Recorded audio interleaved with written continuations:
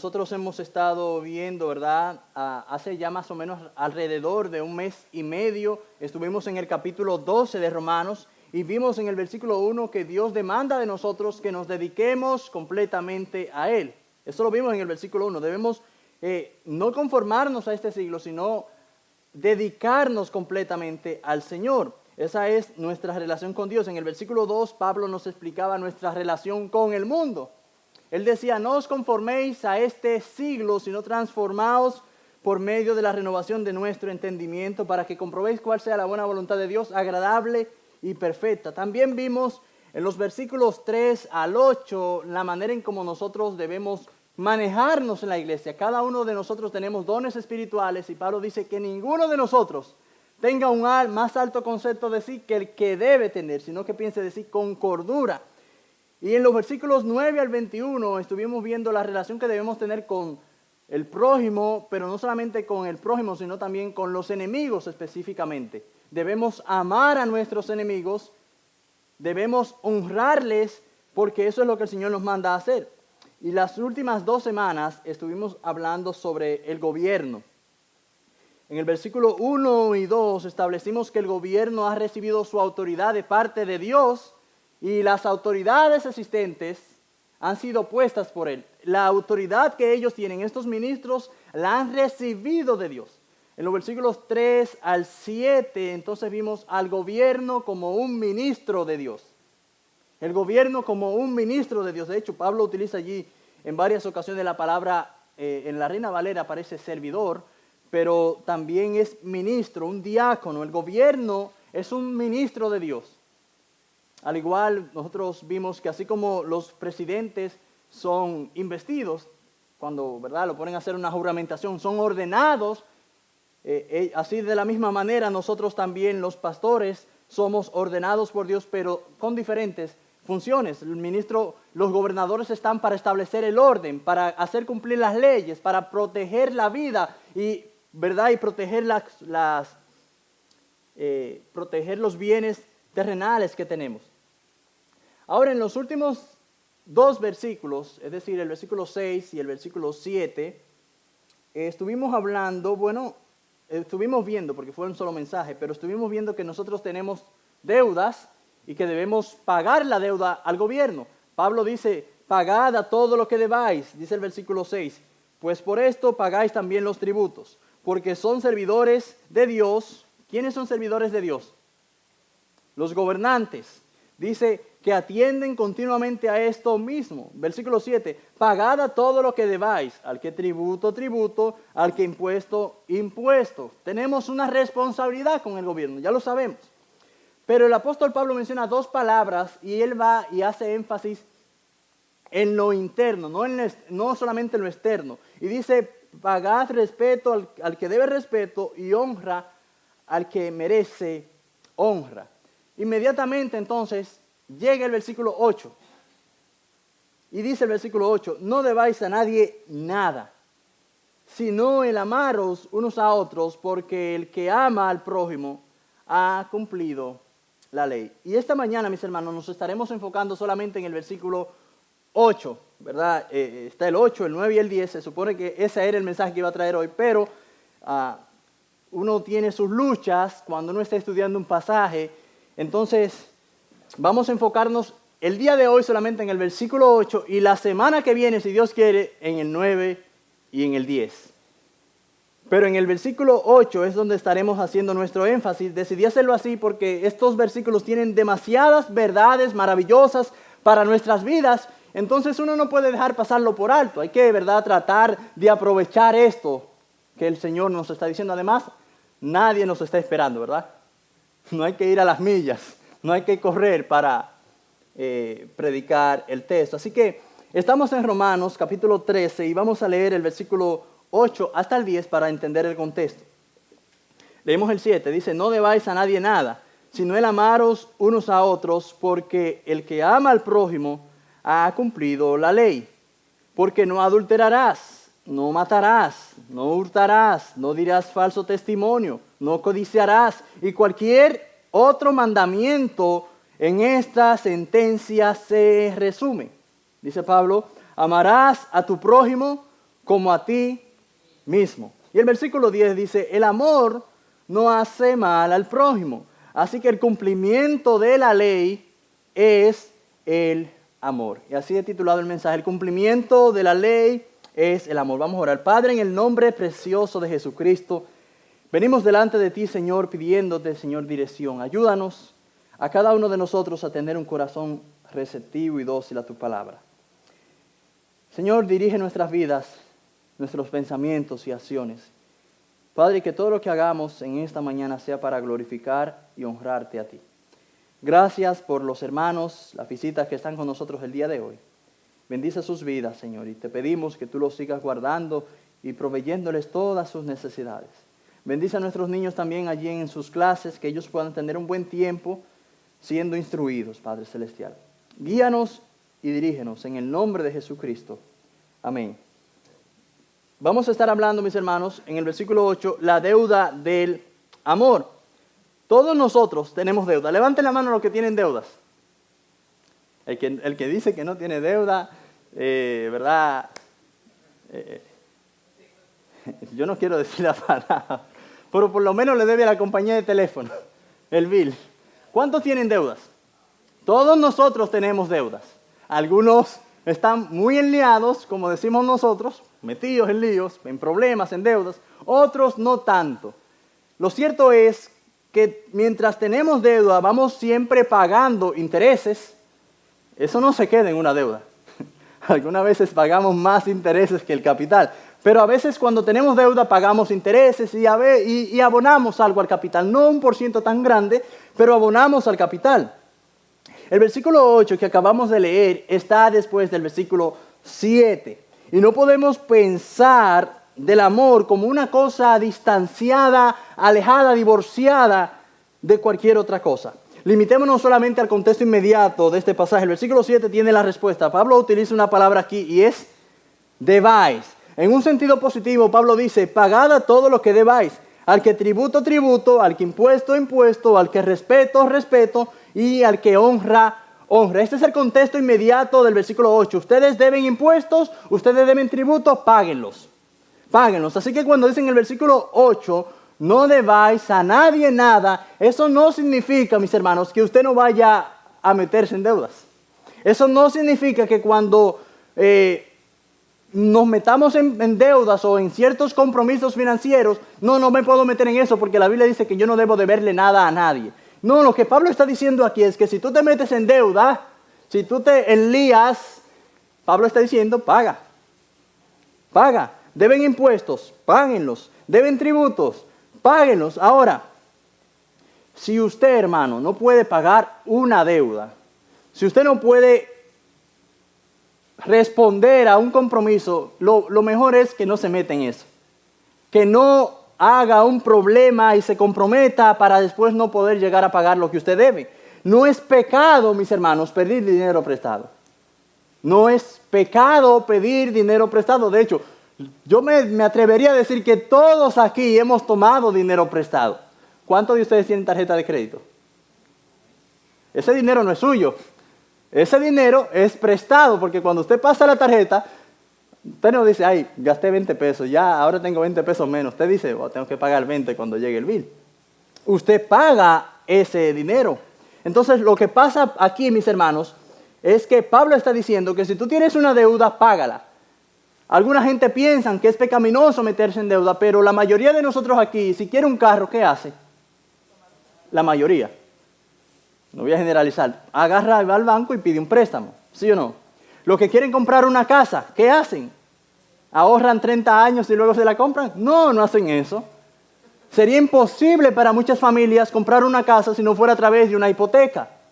Entonces, a diferencia de todas esas deudas que nosotros tenemos y debemos pagarla, nosotros tenemos una deuda que siempre quedará abierta.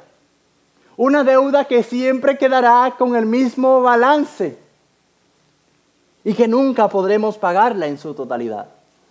Y esa deuda es el deber de amarnos unos a otros. Orígenes, uno de los padres de la iglesia primitiva, dijo, la deuda de amor se queda con nosotros de manera que de manera permanente y nunca nos abandona. Es una deuda que pagamos todos los días y quedamos debiendo siempre. Ahora usted se preguntará, ¿cómo es que somos deudores? ¿Cómo es que mi amor por usted se convirtió en una deuda? ¿Cómo es que usted se convirtió en deudor con la persona que tiene al lado? Bueno, mis hermanos, hay varias razones, por lo menos dos, que quiero mencionar el día de hoy. Usualmente pensamos en una deuda o pensamos que estamos en deuda con alguien cuando alguien nos ha hecho algo a nosotros, ¿verdad? No, fulano me ayudó, yo me siento comprometido a ayudarle. Eso, generalmente pensamos eso, ¿verdad? Sin embargo, para muchas personas que no nos han conocido, nosotros somos deudores con ellos y no nos conocen. Incluso nuestros propios enemigos que nos han hecho mal, nosotros tenemos una deuda con ellos. Nosotros tenemos una deuda con nuestro prójimo.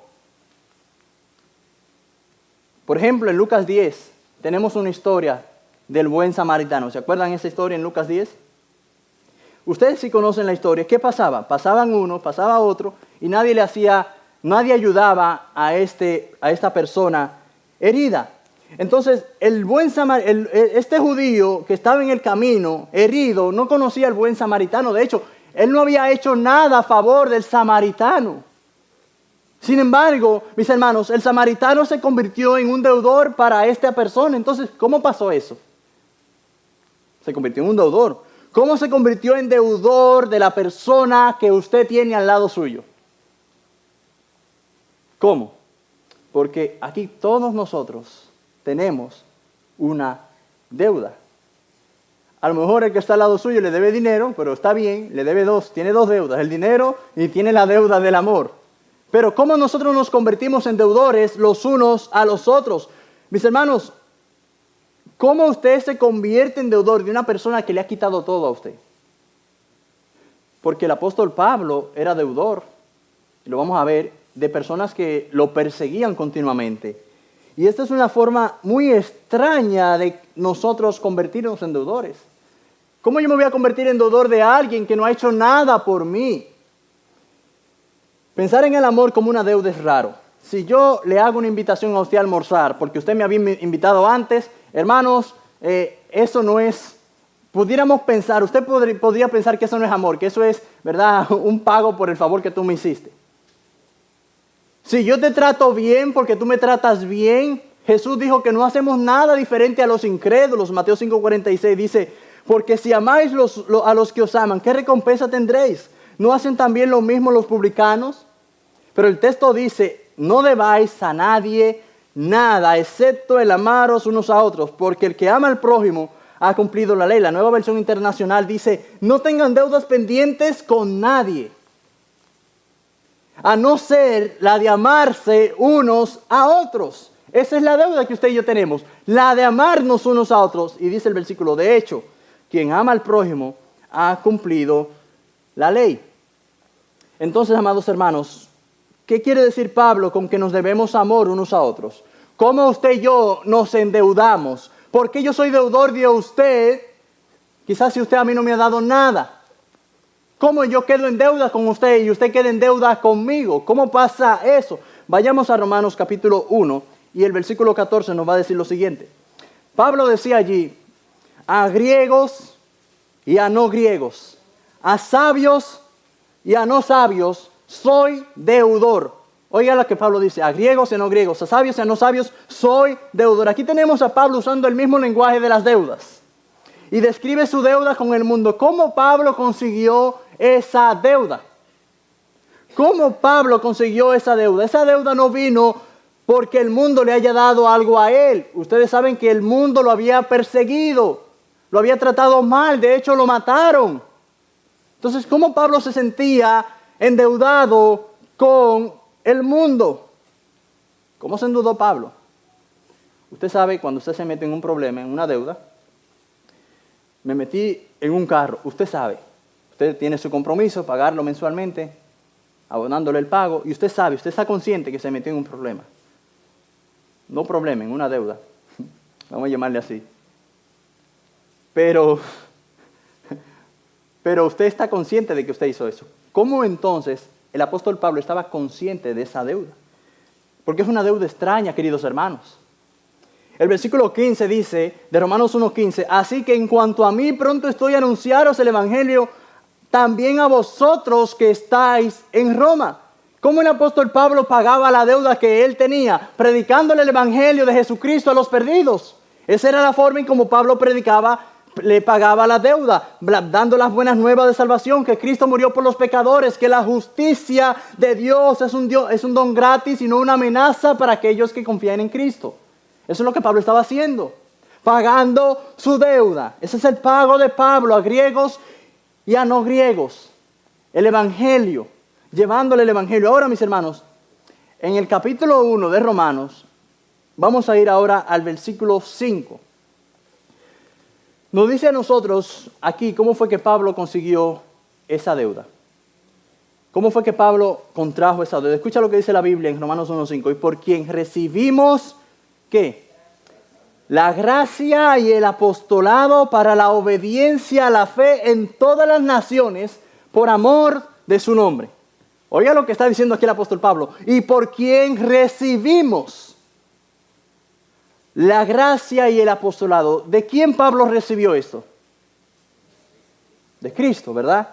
De Cristo, para la obediencia a la fe en todas las naciones. ¿Qué decía el versículo 15? Que él era deudor, que tenía que llevar el evangelio a todas las personas, aun donde Cristo no había sido anunciado.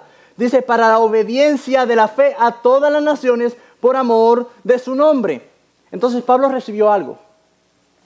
Pablo recibió algo, pero no fue de los griegos, no fue de los judíos, no fue de nadie en este mundo.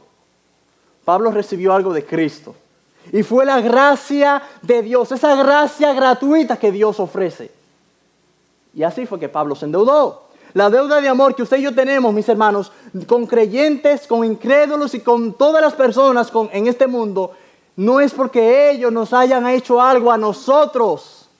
La deuda que yo tengo con usted, hermano, y usted tiene conmigo, no es porque usted me haya hecho algo a mí, es porque Cristo me ha dado todo.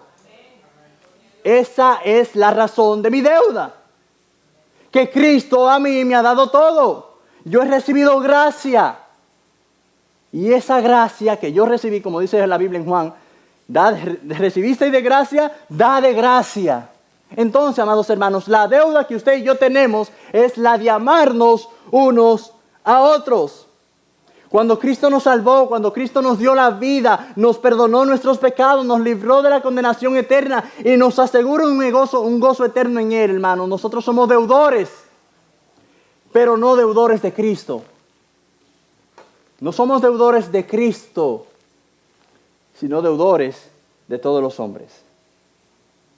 Pablo decía, soy deudor. ¿A quién? ¿A Dios? No, a griegos y a no griegos, a sabios y a no sabios. Nosotros hemos sido salvos, hermanos, por gracia, por pura gracia, y no podemos pagarle a Cristo, no podemos pagarle todo lo que Él ha hecho por nosotros. De hecho, si hubiésemos pagado, si necesitamos pagar la gracia, entonces no es gracia, es una transacción de negocios. Si yo tengo que pagarle a Cristo la gracia que yo he recibido, hermanos, yo no he recibido gracia. Porque entonces estoy pagando, ¿verdad? Así como ustedes se meten en deudas, una transacción. A Cristo, hermanos, no se le puede pagar. Ni siquiera usted puede intentarlo, porque usted no puede. Usted no puede pagarle a Cristo lo que usted ha recibido de Él. Usted no puede pagarle a Él. Mis hermanos, esa deuda no vino de nadie aquí. Esa deuda que usted y yo tenemos, la hemos recibido porque Él nos ha dado todo. Por eso, mis hermanos, nosotros estamos endeudados porque Cristo nos ha dado todo. Cuando aún no éramos merecedores de su amor, más de lo que cualquiera pudiera hacerlo del nuestro. Cuando usted y yo merecíamos estar condenados en el infierno por toda una eternidad porque habíamos ofendido su nombre. Él entonces me amó y me dio la salvación a través de su Hijo en Cristo Jesús. Dice la Biblia en 1 Juan 3:16. En esto hemos conocido el amor, en que Él puso su vida por nosotros. También nosotros debemos, aquí está la misma palabra que el apóstol usa en Romanos, debemos, somos deudores. Entonces, así nosotros también debemos poner nuestras vidas por los hermanos. Es una deuda que yo tengo. Primero de Juan 4:11 dice este versículo así, amados, si Dios nos ha amado así, aquí está la palabrita otra vez, debemos, somos deudores, debemos también nosotros amarnos unos a otros. ¿Hay algún sentido de endeudamiento hacia su prójimo? ¿Usted tiene algún sentido de deuda hacia la persona que está a su lado? ¿Usted tiene algún sentido de ese compromiso? Nosotros tenemos una deuda con los incrédulos. Y esa deuda es predicarle el Evangelio.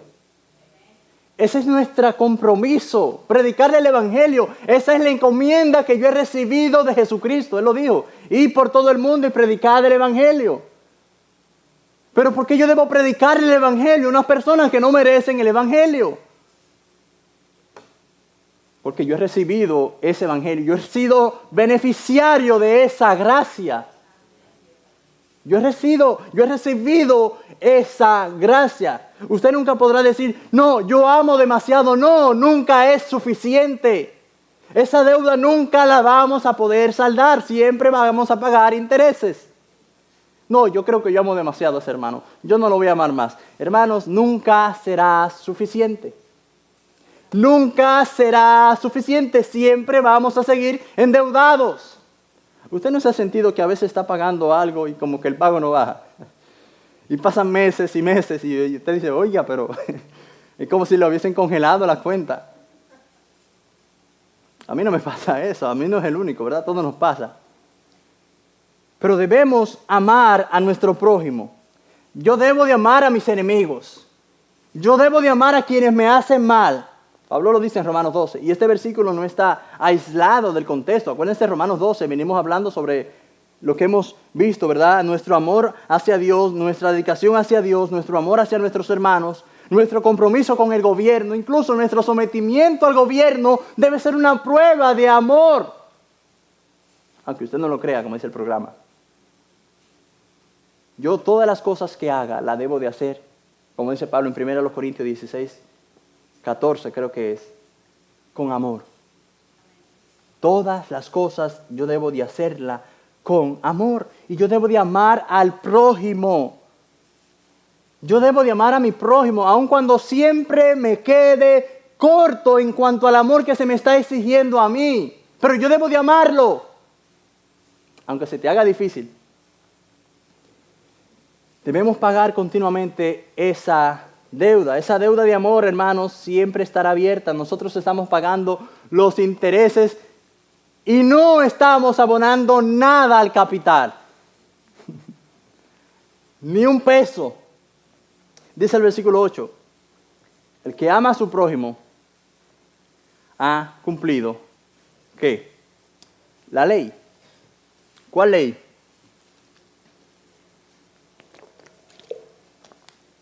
La palabra ley que el apóstol Pablo está haciendo referencia aquí es a los 10 mandamientos de Éxodo 20, donde dice el versículo 9 usted lo puede ver ahí, no adulterarás, no matarás, no hurtarás, no dirás falso testimonio, no codiciarás. Todos estos forman parte de la ley de los 10 mandamientos y cualquier otro mandamiento, dice Pablo en el versículo 9, en esta sentencia se resume: amarás a tu prójimo como a ti mismo. Él está diciendo ahí un versículo de Levítico 19, 18. Amarás a tu prójimo como a ti mismo. Ahora, mis hermanos, Pablo había dicho algo aquí en términos muy generales que probablemente pudiera causar o sonar peligrosamente exagerado. Pablo dijo, no debáis a nadie nada, sino el amaros unos a otros.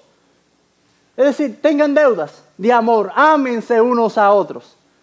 Para un judío cristiano, esto pudiera sonar, entonces Pablo, tú estás diciendo que la ley no vale nada, que yo no tengo ningún compromiso a guardar la ley de Dios, yo puedo descuidar la ley de Dios. Esto es lo que tú estás diciendo, Pablo.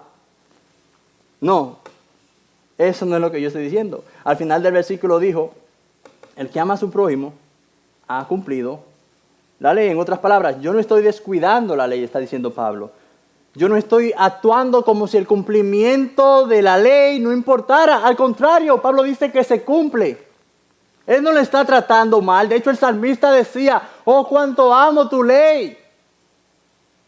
Nosotros debemos amar la ley de Dios, hermanos. Salmo 19 dice, la ley de Dios es ¿qué? Perfecta, que restaure el alma. La ley de Dios es perfecta, mis hermanos. Ahora, ¿por qué Pablo hace un llamado aquí a amar en vez de ir directamente, como decimos nosotros, al grano? Y hacer un llamado a cumplir la ley. ¿Por qué Pablo no hubiese dicho, no debáis a nadie la ley? Tengan deudas de la ley. Cumplan la ley. Bueno, mis hermanos, por alguna razón Pablo lo dijo. Y yo quiero que usted vaya conmigo al libro de Gálatas, capítulo 3, verso 17. Dice Gálatas 3, 17.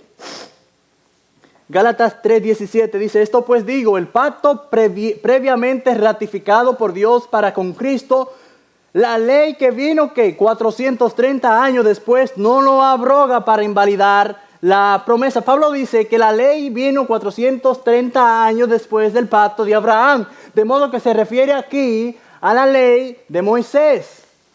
Se está refiriendo aquí a los 10 mandamientos. Luego dice en Gálatas 3:19, ¿para qué sirve la ley? Y responde, fue añadida a causa de las transgresiones hasta que viniese la simiente. ¿Cuál simiente según Génesis 3:15? Cristo. Hasta que viniese la simiente, a quien fue hecha la promesa y fue ordenada por medio de ángeles en mano de un mediador. Pablo pregunta, ¿para qué sirve la ley? Y él mismo responde, fue añadida a causa de las transgresiones, a causa de nuestros pecados, hasta que viniese la promesa, la simiente, a quien fue hecha la promesa. Después en el versículo 21 el apóstol Pablo dice, luego la ley es contraria a las promesas de Dios. ¿Es contraria la ley a las promesas de Dios? Porque si vino a causa de las transgresiones, ¿cómo es esto? Pablo dice, en ninguna manera, porque si la ley dada pudiera vivificar la justicia verdadera, la justicia fuera verdaderamente por la ley. En otras palabras, la ley que Dios promulgó por medio de Moisés no podía dar vida. La ley no me podía dar vida a mí. ¿Por qué? No porque fuera mala, porque Pablo dice en Romanos 7:12 que el mandamiento es santo, justo y bueno. La ley no es mala. Pablo lo reitera muchísimas veces en Romanos capítulos 6, 7 y 8. Nos dice a nosotros que la ley no es mala. La ley es buena, es santa y es justa.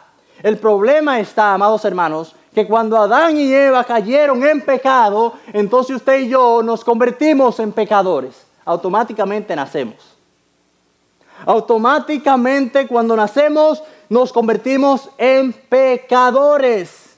Cuando Dios anuncia la ley, que Pablo dice en versículo 3:21, de que no puede vivificar, entonces ¿para qué Dios menciona una ley que no me puede vivificar? ¿Para qué Dios me da una ley que no me puede dar vida? Buena pregunta.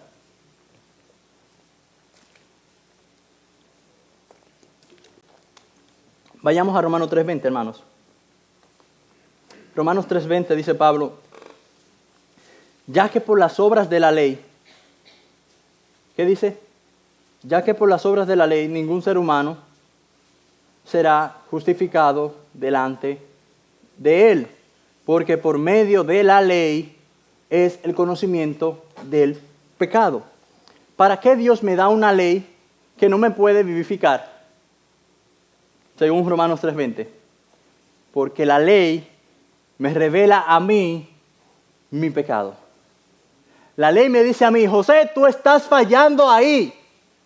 La ley me revela, José, tú estás destituido de la gloria de Dios por tus pecados. La ley me dice a mí que yo no puedo cumplir con el estándar perfecto y justo de Dios. Eso hace la ley de Dios. ¿Qué hace la ley? Hermanos, ¿qué hace la ley? La ley me revela mi pecado. Es lo que Pablo está diciendo. Ya que por las obras de la ley, dice Pablo, ningún ser humano, es decir, ni usted, ni yo, seremos justificados delante de Él. Porque por medio de la ley es el conocimiento del pecado. Amados hermanos, la ley me revela mi pecado. La ley me revela mi incapacidad de cumplir con la ley, con la justicia de Dios. La ley me condena.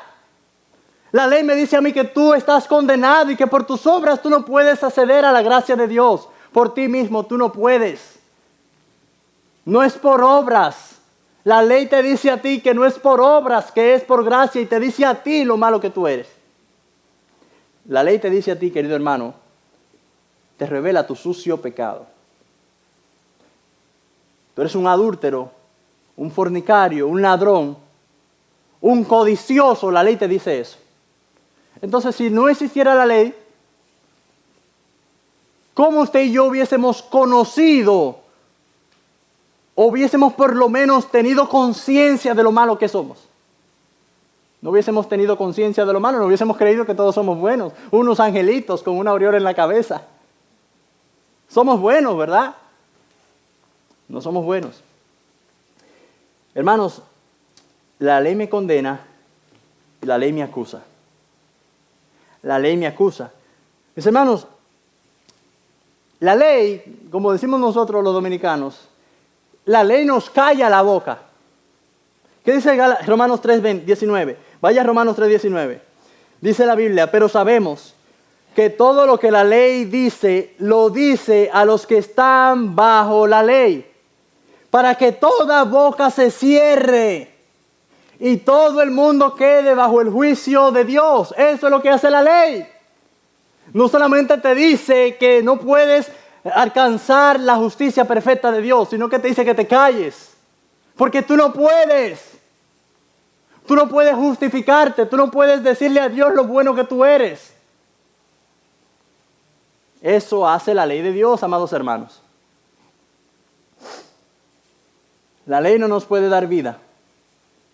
Si queremos tener vida por medio de la ley, nunca, pero nunca la vamos a alcanzar.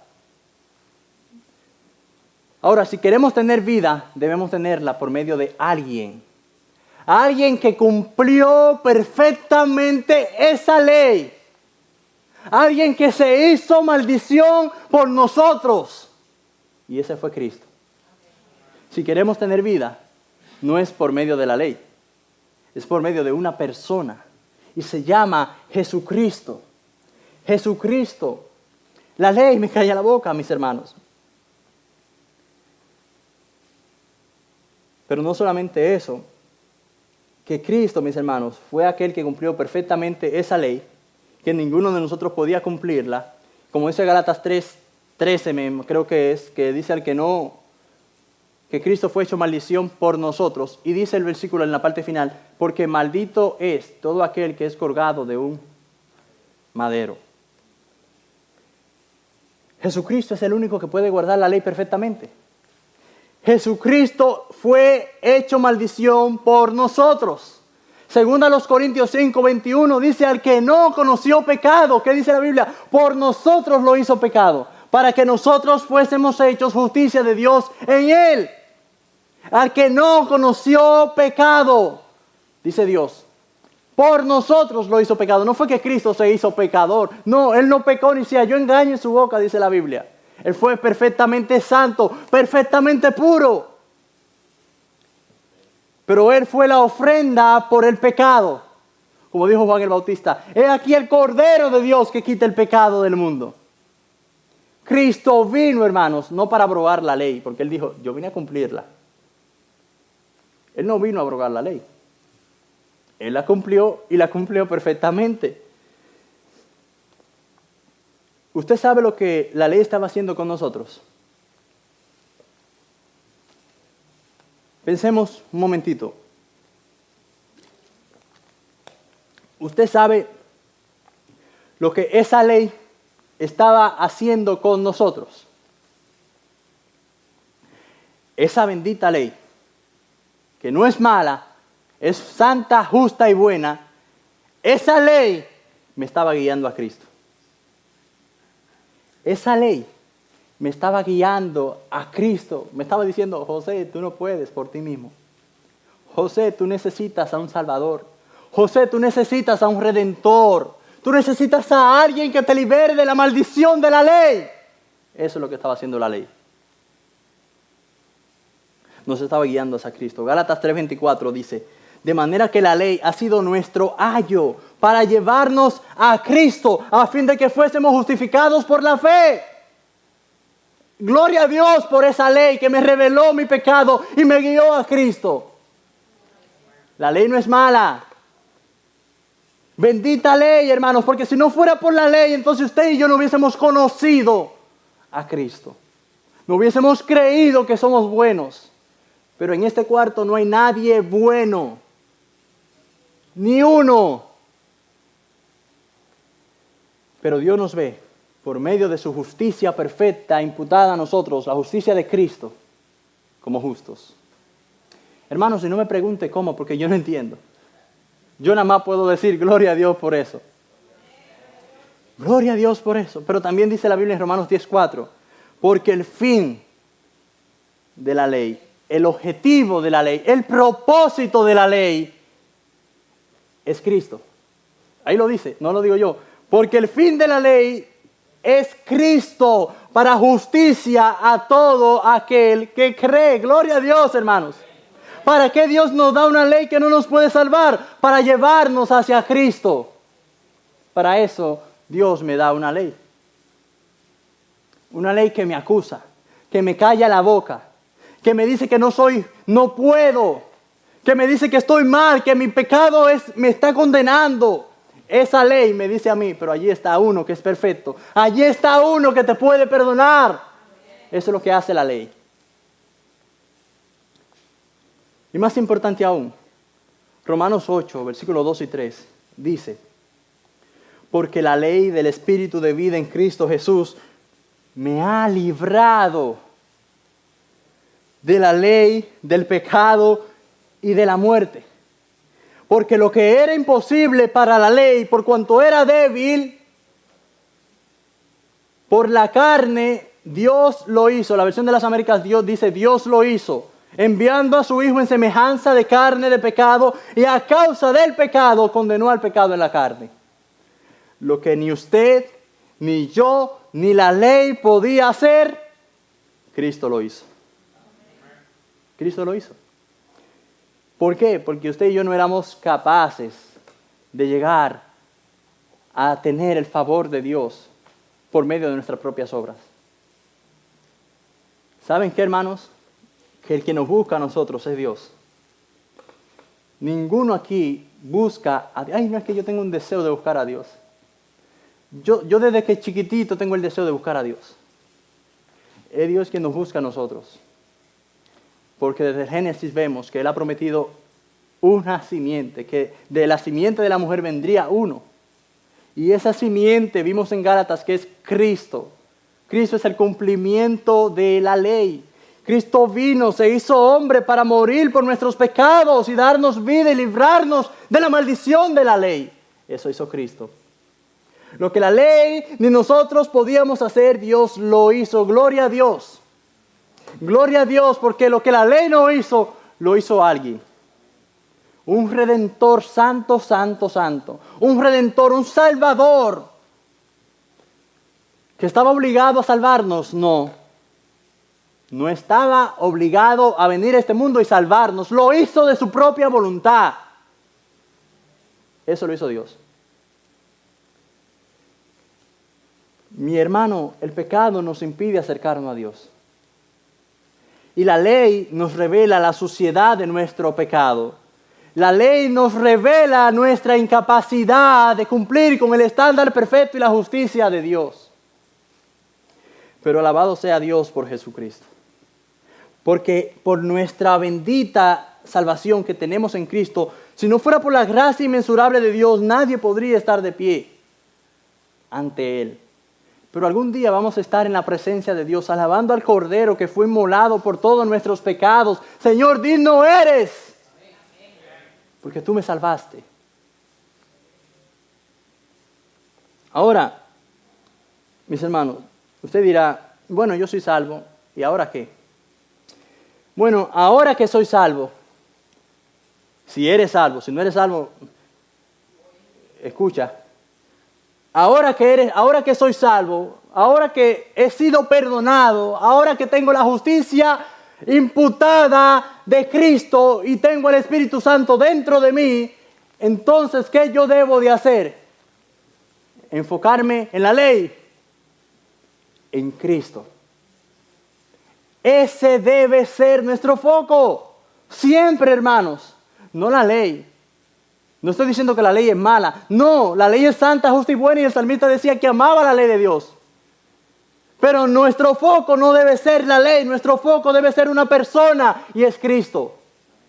Aquel que nos puede liberar de nuestra condenación, que nos puede dar vida eterna, se llama Jesucristo, el Hijo perfecto de Dios.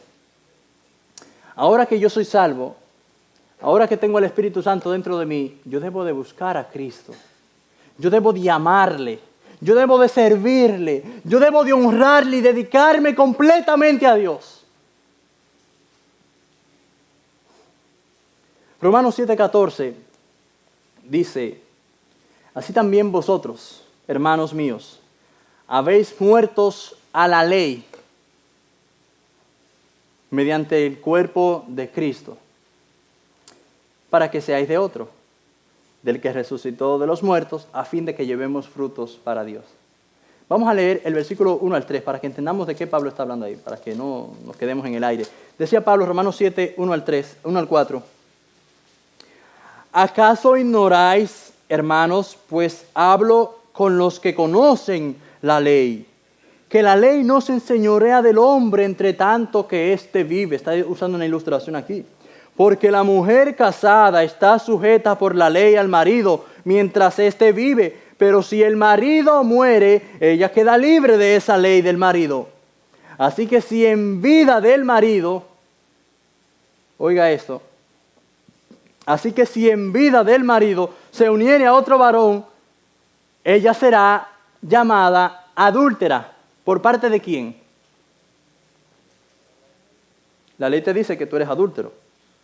Pero si su marido muriere, ella es libre de esa ley. De tal manera que si se uniere a otro marido, no será adúltera. ¿Y qué fue lo que pasó con nosotros? ¿Qué fue lo que pasó con nosotros, hermanos? El versículo 4 nos dice, así también vosotros, hermanos míos, habéis muerto a la ley. Entonces yo no soy un adúltero, porque yo he muerto a la ley mediante el cuerpo de Cristo, para que seáis de otro, del que resucitó de los muertos, a fin de que llevemos frutos para Dios. Pablo utiliza esa ilustración aquí del matrimonio para dejarnos saber a nosotros que aquellos que han muerto al pecado, que han muerto, se han arrepentido de sus pecados, ya la ley no tiene ninguna jurisdicción el pecado contra esa persona. Ya tú eres libre. Ya tú eres libre. Así que, hermanos, vosotros, hermanos míos, habéis muertos a la ley mediante el cuerpo de Cristo, para que seáis de otro. ¿Y quién es ese bendito otro? Jesucristo. Jesucristo. Y dice, el que resucitó de los muertos, a fin de que llevemos, ¿qué? Fruto. Fruto para Dios. Gloria a Dios, hermanos. Mire, cuando Cristo murió para llevarse consigo la maldición de la ley, nosotros morimos en Él.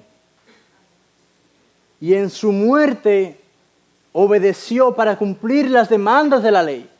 En otras palabras, nosotros obedecimos a la ley Pero no fue por nuestros méritos, fue por los méritos de Cristo. Fue por Cristo que yo obedecí la ley, porque yo he muerto en Cristo. Y los que han muerto en Cristo, ¿qué dice Romanos 7:4? Hemos muerto a la ley y tenemos entonces un compromiso. Ya la ley, hermanos y hermanas, damas y caballeros, no es nuestro foco. Nuestro foco, y como dije ahorita, no estoy diciendo que la ley es mala, pero nuestro foco ahora no es un conjunto de reglas que me dice a mí dónde yo estoy fallando. Mi foco es una persona. Y en ese es donde yo me tengo que enfocar. Y es en Cristo. El salmista decía que él amaba su ley y que de día y de noche meditaba en ella. Y debemos meditar en la ley de Dios. Debemos amar la ley de Dios con todas nuestras vidas. Debemos atesorar la ley de Dios en nuestros corazones. Pero mi foco se llama Cristo. Decía un comentarista que Pablo coloca al Jesús vivo que resucitó entre los muertos en donde estaba la ley. Una vez ustedes estuvieron vivos a la ley, pero ahora pertenecen a Cristo. En lugar de la ley está una persona, un Salvador, un Señor poderoso, un tesoro infinito. Pablo coloca a Cristo en el lugar donde estaba la ley. Y gracias a Dios por Jesucristo, porque Él es el Cordero de Dios que quita el pecado del mundo. Él es nuestro amado Salvador. Él es la perla del gran precio. Y gracias a su muerte nosotros tenemos vida. Gracias a la muerte de Cristo nosotros tenemos vida. ¿Y qué viene entonces, mis hermanos, como consecuencia de esa unión que yo tengo con Cristo? ¿Qué pasa ahora? Porque ahora yo soy cristiano. Ahora yo he recibido, ¿verdad?, esa gracia gratuita que no merecía. Ahora yo he sido perdonado de todos mis pecados. ¿Y ahora qué? ¿Y ahora qué?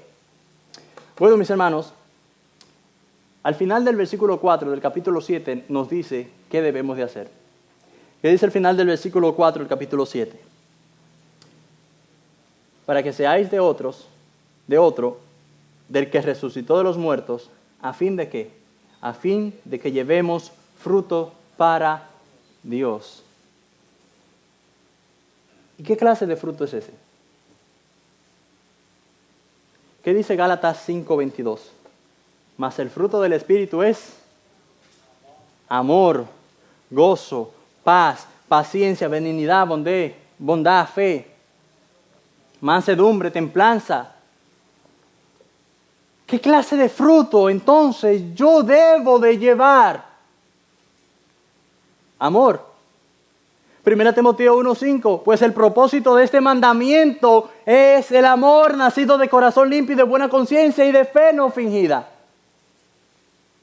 Entonces, amados hermanos, yo soy salvo por la gracia de Dios. He sido librado de la maldición de la ley, de aquella ley que me acusaba y me decía que era incapaz de ser salvo. Pero ahora que soy de Cristo, ahora que he sido salvo por su gracia y su misericordia, ahora yo tengo que llevar fruto. Y ese fruto que yo debo de llevar es amor. Mis hermanos, y es como dice Pablo en Romanos 13:8.